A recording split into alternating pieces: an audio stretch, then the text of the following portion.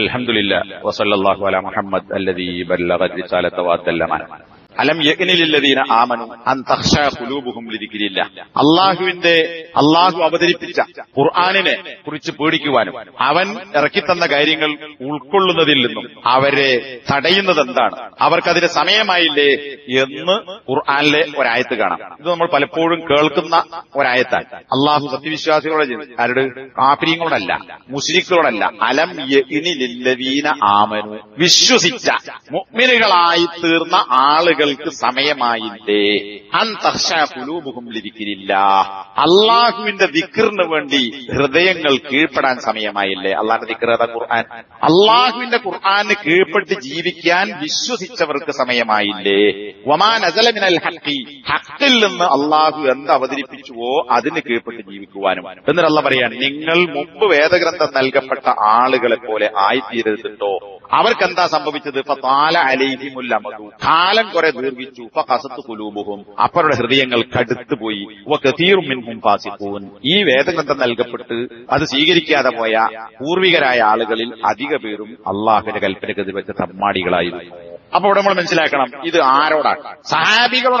സഹാബികളോടാണ് അള്ളാഹു ചോദ്യം ചോദിക്കുന്നത്. അലം യഅ്നി ലില്ലദീന ആമനു, വിശ്വസിച്ച ആളുകൾക്ക് അള്ളാഹുവിന്റെ ദിക്റിന് കീഴ്പ്പെടാനും ഖുർആനിന് കീഴ്പ്പെടാനും സമയമായില്ലേ. ഇത് നമ്മോട് ചോദിക്കുക, നമുക്ക് ഇത്ര കാലം വയല് കേട്ട് എത്രയോ കാലം റമദാനിൽ ജീവിക്കാൻ അവസരം കിട്ടി, എന്നിട്ട് ഇനിയും നമുക്ക് സമയമായില്ലേ ഖുർആൻ പഠിക്കാൻ, ഖുർആൻ ഉൾക്കൊള്ളാൻ? വെറുതെ ഓതിപ്പോകാനല്ല, ഖുർആൻ പഠിക്കാൻ.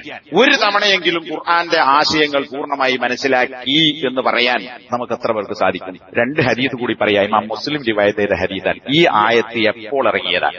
അബ്ദുല്ലാഹിബ്ൻ മസ്ഊദ് എന്ന് പറഞ്ഞാൽ വളരെ പ്രമുഖനായ ഒരു സഹാബിയാണ്. 4 അബ്ദുള്ളമാർ എന്ന പേരുള്ള സഹാബികളിൽ ഒരാൾ അബ്ദുല്ലാഹിബ്ൻ മസ്ഊദ്. അദ്ദേഹം പറയാണ്, ഞങ്ങൾ മുസ്ലിമായതിനും ഈ ആയത്തിലൂടെ അല്ലാഹു ആത്തബന, ഞങ്ങളെ ആക്ഷേപിച്ചതിനും ഇടയിൽ ഉണ്ടായിട്ടില്ല ഇല്ല 40 സിനീൻ, 4 കൊല്ലം മാത്രമേ ആയിട്ടുള്ളൂ. എന്ന് പറഞ്ഞാൽ ഞങ്ങൾ മുസ്ലിങ്ങളായി 4 കൊല്ലം കഴിഞ്ഞപ്പോ ഈ ആയത്ത് കൊണ്ട് അള്ളാഹു ഞങ്ങളെ ചീത്ത പറഞ്ഞു, കുറ്റപ്പെടുത്തി, ആക്ഷേപിച്ചു. എന്താ ആക്ഷേപം?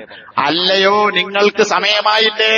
ആരോടാ? എന്നോട്, നിങ്ങളോടല്ല, അള്ളാഹുവിന്റെ റസൂലിന്റെ പ്രവാചകനോടാണ് അള്ളാഹിന്റെ ചോദ്യം. നിങ്ങൾക്ക് സമയമായില്ലേ, അവർക്ക് സമയമായില്ലേ. അപ്പൊ സഹാബി പറയാണ്, ഞങ്ങളെയാണ് അള്ളാഹു കുറ്റപ്പെടുത്തിയത്.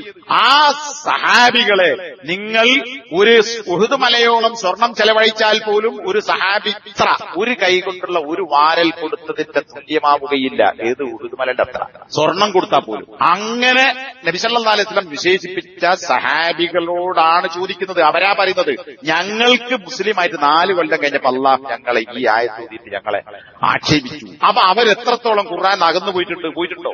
ഇല്ല. അല്ലാതെ ചില്ലറ വീഴ്ചകളൊക്കെ ഉണ്ടാകാം, അത് അള്ളാഹു തിരുത്തി കൊടുത്തിട്ടുണ്ട്.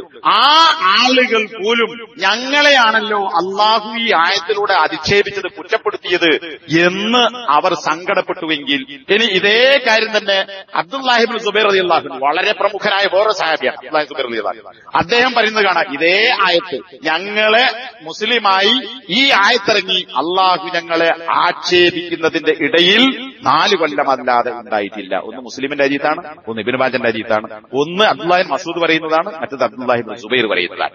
അപ്പൊ നോക്കൂ, ആ സഹാബികളുടെ മനസ്സിൽ തട്ടി വേദനിച്ചെങ്കിൽ നമ്മൾ എത്ര വട്ടം ഇത് കേട്ടുപോയി, എത്ര ഇതുപോലുള്ള ഖുത്ബകൾ കേട്ടുപോയി, എത്ര ക്ലാസുകൾ കേട്ടുപോയി. പക്ഷേ കേൾക്കുന്നത്, കാണുന്നത് ഹൃദയത്തിലേക്ക് എത്തി ഉൾക്കൊണ്ട് നമ്മുടെ ജീവിതത്തിന്റെ ഓരോ മേഖലകളിലും ശരീരത്തിൽ ഒന്നായി അതിന്റെ പ്രതിഫലം